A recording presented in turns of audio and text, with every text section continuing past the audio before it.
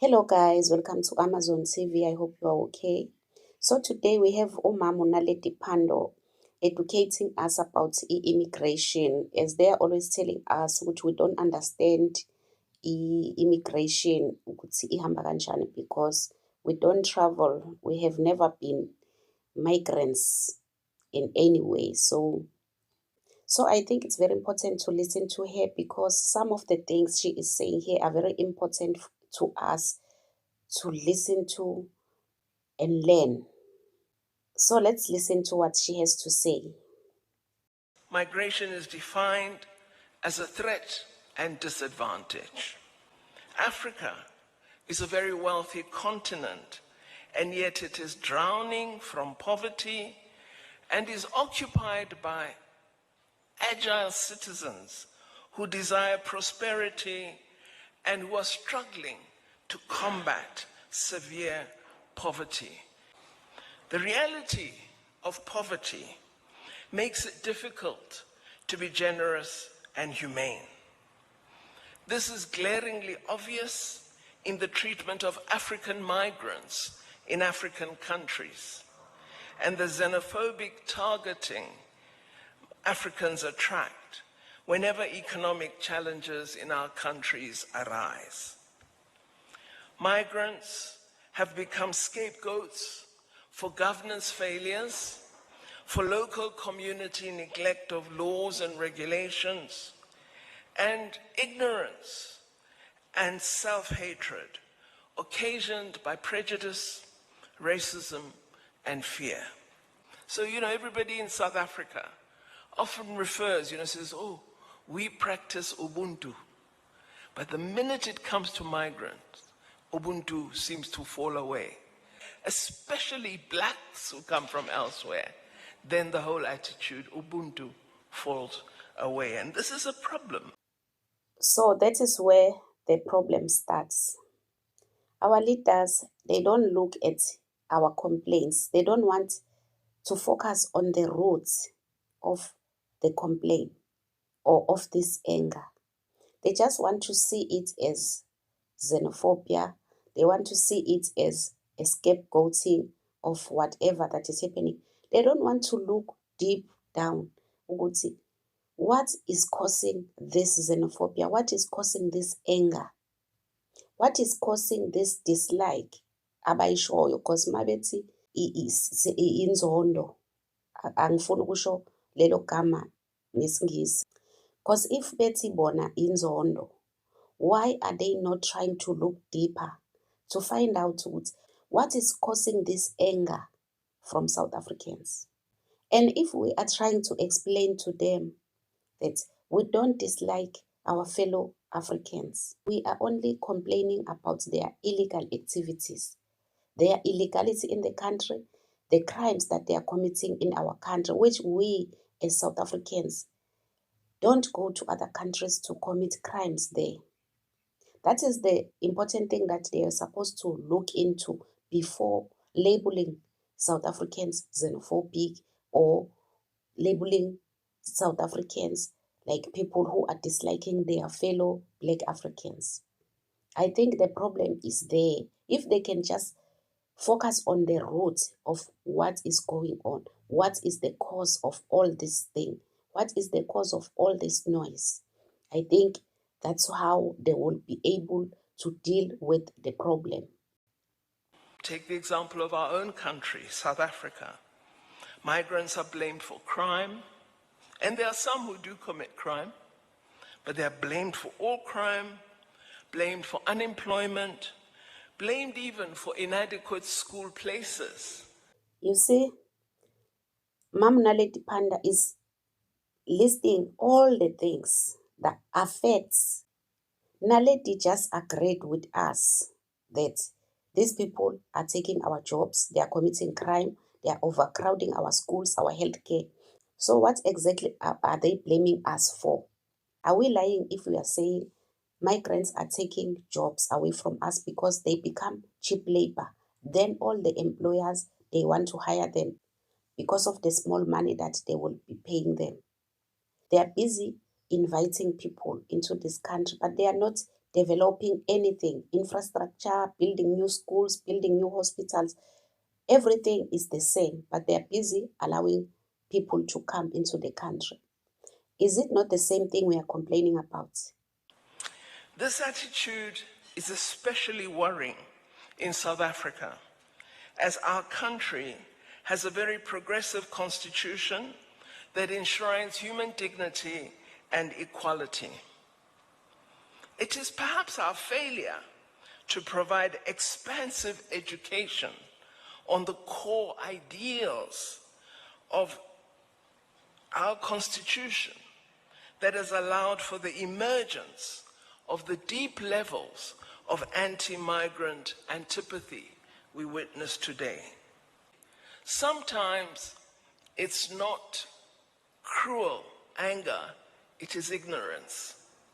And we need to do more about broader education on principles and values of our Constitution. For example, it is probable that quite a few of us have migrant links in this room, because many of us, our great-grandparents, migrated from Lesotho, from Botswana, from Swaziland, from Mozambique to look for work in the mines. They worked here for 40 years. And because they were black and classed as not being citizens, they never received proper papers of citizenship, and thus were not properly administered in terms of migration policy. And today they bear the brunt of the negative sentiment that we sometimes refer to. We are not disputing that we are related with other Africans. Many of us are related with maybe Malawi, Zimbabwe, Swaziland, but that does not allow us to go to those countries illegally or to be allowed to stay there because our great-grandfathers are from there. Even us here in South Africa, it doesn't mean that because we are related to Lesotho, so people from Lesotho, they can just migrate to South Africa anyhow. Because you as a South African whose great-grandparents were from Lesotho, you will not be allowed to just enter Lesotho anyhow. The country Lesotho will not allow you. The country Zimbabwe will not allow you to do as you wish in Zimbabwe because your forefathers were from Zimbabwe, were originated from Zimbabwe to South Africa. Then you will go to Zimbabwe and say, oh no, I'm a generation of so and so, allow me to stay in Zimbabwe, just like that. No, that is what we are complaining about. There's a video I posted yesterday of a Zulu guy saying Zimbabweans must not go anywhere because they were originally from KwaZulu many years ago. So if we are chasing away foreigners, for example, he mentioned Nigerians, that if we are chasing away all those ones, we must exclude Zimbabweans because they originated from Zulu Kingdom many years ago. We are disputing that because you can never have two countries. You can never be a Zimbabwean and a South African at the same time. As soon as you left South Africa, your great-grandparents left South Africa many years ago, ran to Zimbabwe. Then you became a Zimbabwean. You were born in Zimbabwe, your roots, even the graves of your great-grandfathers are in Zimbabwe. So you are a Zimbabwean, you cannot be a Zimbabwean and a South African at the same time. It doesn't work like that. So for us to say, because we have our lineage from somewhere, we belong there, or they can come anyhow. No, it doesn't work like that. We cannot allow that to happen in South Africa. I think crafting a framework that seeks to introduce more humane policy needs to begin by helping society understand the distinctions between refugee and migrant and illegal migrant. The three seem to be used interchangeably in our country. There are international laws that govern the receiving and treatment of refugees. We need to use them more effectively and consistently. And we need to distinguish between the management of refugee administration and that of other migrants. The issue of migrants, if treated properly and managed through clear policy, can be a benefit for a country in attracting skills and investments.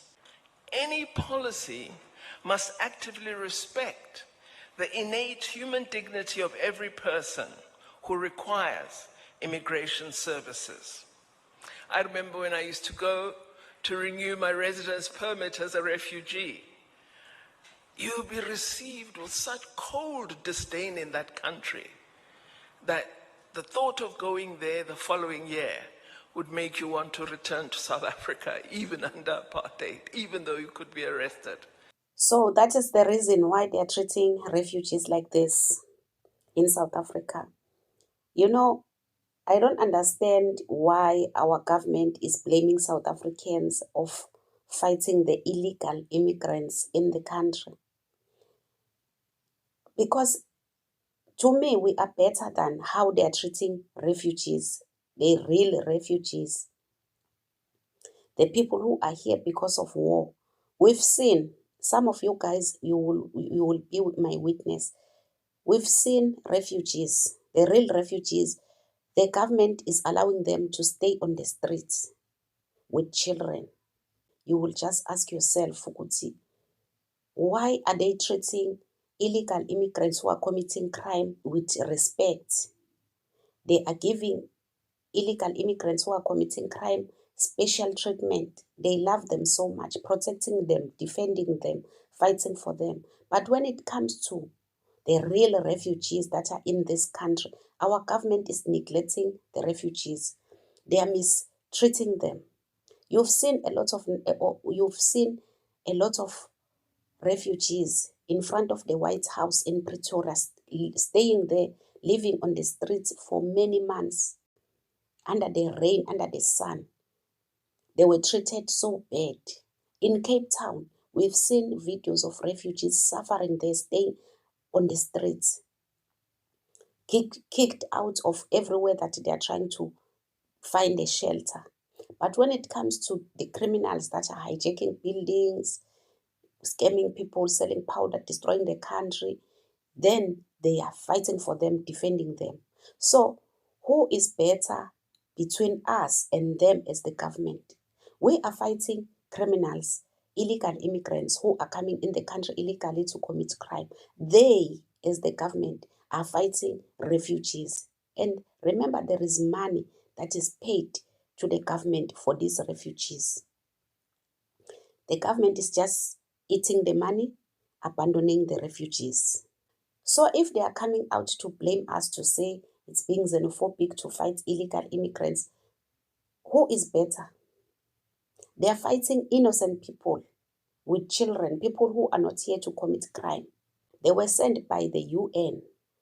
Our government have the guts, is not ashamed to fight the refugees, to kick them out of the streets, to kick them out of everywhere. I remember there was a church in Durban.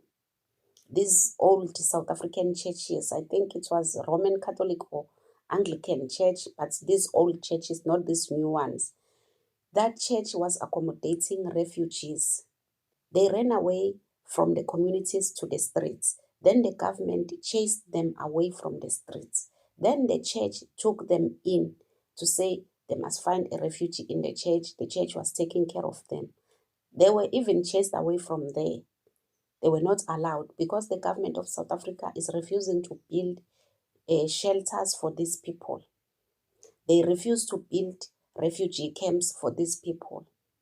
The only people they care about are those criminals, hijacking buildings, powder sellers, human traffickers, money launderers, fake pastors. Those are the only people that South Africa cares about. But we have our government telling us that we are being xenophobic for fighting crime. What are they doing for the real refugees? They are fighting them, kicking them away, up and down. So we have to treat people much more humanely. Extensive public consultation should be initiated to set out the facts and the reality linked to migration, and to secure broad public consensus on proposed policy.